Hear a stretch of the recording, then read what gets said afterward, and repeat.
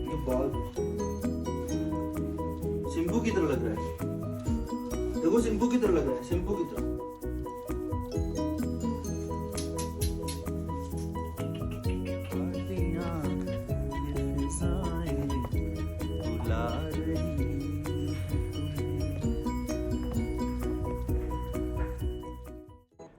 Life में जब पहली बार आप इतना स्नोफॉल देख रहे हो तो थोड़ा सा अजीब भी लगता है, लेकिन काफ़ी मज़ेदार भी होता है।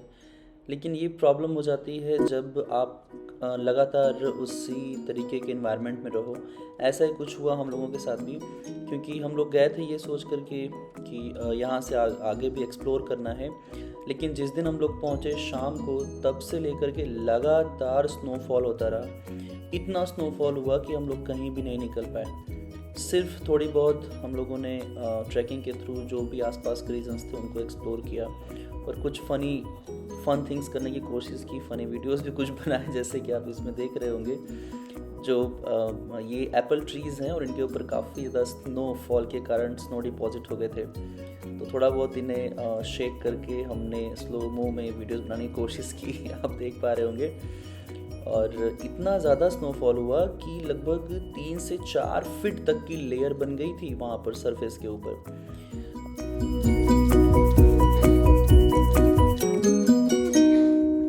ये अपनी गाड़ी है, पूरी बेड बनी हुई है।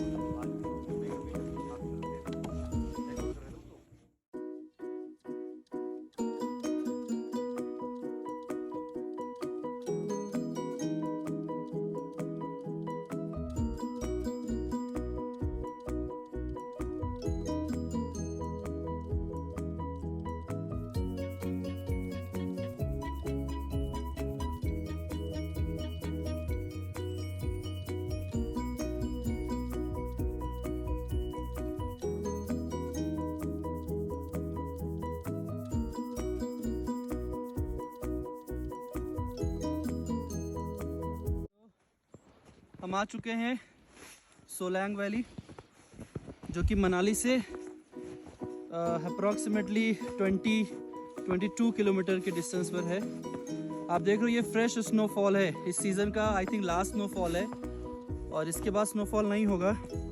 That's why we decided to visit this place. और ये आप देख सकते हो, ये सारे जोग्राफिकल नॉलेज आपको मिलेंगे। These are the coniferous trees, और ये देवदार के पेड़ हैं। इन्हीं को हम बोरियल फॉरेस्ट भी कहते हैं। यही फॉरेस्ट साइबेरिया में मिलते हैं तो साइबेरियन फॉरेस्ट भी कहा जाता है। जनरली इनको हम टैगा फॉरेस्ट भी कहते हैं।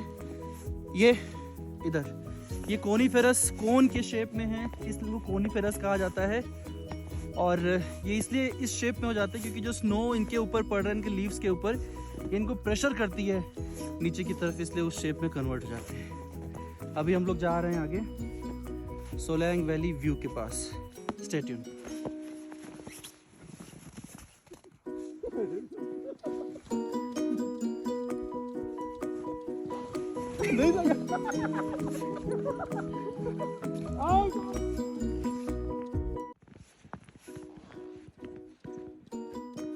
ये जो व्यू आपको दिख रहा है, इस वीडियो में आपको मैं बताऊंगा कि जो स्नोफॉल के कारण जो एक लेयर बन चुका है, जो ग्लेशियर रीजन्स होते हैं, जिन्हें पेरी ग्लेशियर्स के बाद ग्लेशियर रीजन्स देखते हैं, जो टुंड्रा रीजन्स होते हैं, वहाँ पर आप देखोगे कि लेयर्स लगातार स्नो के कारण बनती रहती है।